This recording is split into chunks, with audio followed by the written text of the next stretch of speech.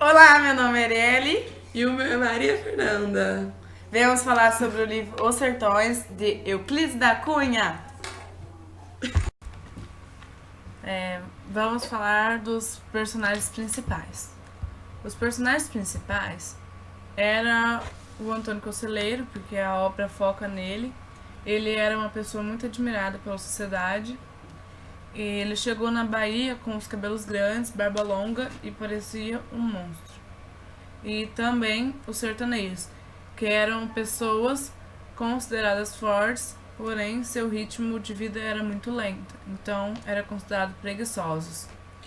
E essa história, ela se passa nos sertões, que tinha um clima muito hostil e instável, pois tinha dias que estavam muito frio e dias de muito calor. Euclides Rodrigues da Cunha, ele nasceu no Rio de Janeiro em 20 de janeiro de 1866, na cidade de Cantágalo, e morreu nesse mesmo estado em 1909, com 43 anos. Ele foi escritor, físico, militar, engenheiro, naturalista, jornalista, geólogo, zoólogo, botânico, geógrafo, hidrógrafo, historiador, professor, filósofo, romancista e etc. Poeta, e por isso essas obras são muito difíceis. E as suas obras são Os Sertões, que foi criado em 1902, Contrastes e Confrontos, que foi criado em 1906, Peru versus Bolívia, que foi criado em 1907, Castro Alves e o Seu Tempo, que foi criado em 1908, e A Margem da História, que foi criado em 1909. O livro foi dividido em 3 partes: a terra, o homem e a luta. Na Terra, ele fala que a Bahia tinha uma passagem muito bonita, porém muito selvagem. Eles tinham árvores que eram chamadas de milagres, e que eram juazeiros, que eram uma árvore que tinha os galhos bem secos e os frutos cor de ouro. E tinha também os ambuzeiros, que era uma árvore muito sagrada para eles, pois elas eram bem duradouras e mesmo na seca elas se sustentavam e mesmo assim davam alimentos. E ela repartia suas reservas de água com o homem. E também a fauna e flora era muito resistente nesses lugares. Na parte do homem, Euclides fala que viemos de uma mistura de índios, negros e portugueses. Para ele, os mulatos é o negro diluído e o caboclo é a forma diluída do índio. E assim viramos brancos. Ele cita o sertanejo como a população original, que no litoral tem um mulato e no interior tem um caboclo. Ele fala que os sertanejos são pessoas fortes, desengonçadas, desajeitadas, torto e lento. Porém, que quando eles querem alguma coisa, eles conseguem, porque eles são pessoas batalhadoras, que estão preparados para a cilada que a vida dá. Eles não estão preocupados só em ganhar ou perder. Ele separa o sertanejo em 2 partes, em jagunço e fanático. O jagunço é o sertanejo guerreiro, que um deles foi o Antônio Conselheiro, que ele era um líder religioso dos Canudos, que ele era o mais forte, o mais resistente, destinado e muito maduro. E o fanático era um cara que não ligava para nada, que era uma pessoa acomodada, que do jeito que a vida estava bom e não procurava fazer nada para melhorar. O Antônio Conselheiro, ele era uma pessoa muito doida. Para Euclides, ele fala que ele era um infeliz que deveria estar no hospício. Mas, como ele estava naquela época, tudo era normal. Ele tinha mania de perseguição e grandeza. Tudo começou porque no final do seu casamento, a sua mulher fugiu com um policial e ele se tornou completamente perdido e saiu andando pelos sertões.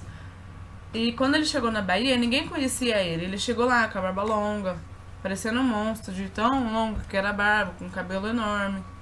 Ele começou a falar de Deus. E o jeito que ele falava dominava as mentes dos sertanejos que ali estavam. E ele foi muito admirado, porque ele se tornou o Messias, evangelizador na época. E o seu tipo de loucura o tornou muito forte, porque ele tinha como função apontar aos pecadores o caminho da salvação. E na comunidade onde ele vivia, o fanatismo e as superstições eram muito comuns. Então, o seu problema psicológico se tornou muito normal. E se fosse nos dias atuais, as ações dele iriam resultar em uma revolta. Quando ele chegou em Iapicuru, ele tinha muitos seguidores já. Ele foi acusado de ter matado a sua mãe, que fazia muito tempo já, e a sua mulher. Ele passou por muitas necessidades e essas acusações levaram 15 anos. Mas aí ele se deixou levar e ele foi preso. Porém, ele foi solto porque ele não era culpado do assassinato. E ele, no Arraial, o Arraial funcionava assim. Quando ele criou o Arraial, como já tinham vários seguidores, funcionava assim. Eles viviam lá, eles alimentavam lá, eles comiam lá, sustentavam ali, faziam de tudo que tinham que fazer ali. Lá, ele proibia as mulheres de se enfeitar, porque ele considerava como pecado. Lá morava bandido, mulheres, crianças, velhos, todo tipo de pessoa. Todo tipo de pessoa que vivia na classe baixa. Ele criou uma igreja nova. Essa igreja nova era no seu próprio estilo, com suas regras. Ele pregava contra a república, que era o governo na época. Então, o que o governo fez? O governo mandou um padre para lá, pro Arraial dos Canudos, para tentar reverter essa pregação dele, mas não resolveu muita coisa. Porque o padre teve que sair fugir de lá, porque o Antônio Conselheiro mandou o pessoal bater nele. Na parte da luta, o Antônio foi comprar madeira para fazer a igreja nova, né? Porque ele já tinha uma igreja no Arraial, mas o governo não quis entregar a madeira. Ele pagou, mas o governo não quis. Por quê? Como ele pregava contra o governo já estava insatisfeito com o que ele estava fazendo. E o governo alegou que ele estava devendo. O que ele fez? Ele chamou o pessoal do Arraial para invadir o Juazeiro, que era onde ficavam as madeiras. Mas o governo ficou sabendo disso e mandou 100 soldados para o Arraial. Mas era muito poucos soldados e o Arraial ganhou essa primeira luta. A segunda luta foi um pouco mais organizada. O governo mandou 450 soldados, porém foi muito pouco, porque era mais de mil pessoas no Arraial. Então, o Arraial ganhou de novo. Na terceira vez, o pessoal estava insatisfeito com o governo, porque foi implantada uma república e eles estavam tomando decisões que a sociedade não estava gostando. E aí foi que eles juntaram diversas pessoas, que no total foram 1.231 soldados, com 220 cartuchos e 60 mil de balas. Porém, eles caíram em uma armadilha. E aí começaram a atirar na Arraial, que era na Igreja Nova. E as pessoas não estavam na Igreja Nova, e elas estavam na Igreja Velha. Aí foi que o Arraial ganhou de novo. E na quinta vez, era preciso que o governo salvasse a república, porque havia saído em todos os jornais e em todas as notícias que o Arraial tinha ganhado. E aí, o governo chamou o exército para acabar com o Arraial. E realmente eles conseguiram acabar com o Arraial, porque houve muita morte dos sertanejos quanto dos soldados. Porém, o Antônio Conselheiro, ele não morreu no Arraial, ele morreu de varíola. E as pessoas falavam que a morte dele foi uma viagem para o céu. E foi assim que terminou uma história que foi bem atormentada. Agora vamos fazer uma demonstração de como foi a luta, que foi a primeira, a segunda e a terceira vez o Arraial ganhou, e a quinta vez... Quarta vez o governo ganhou.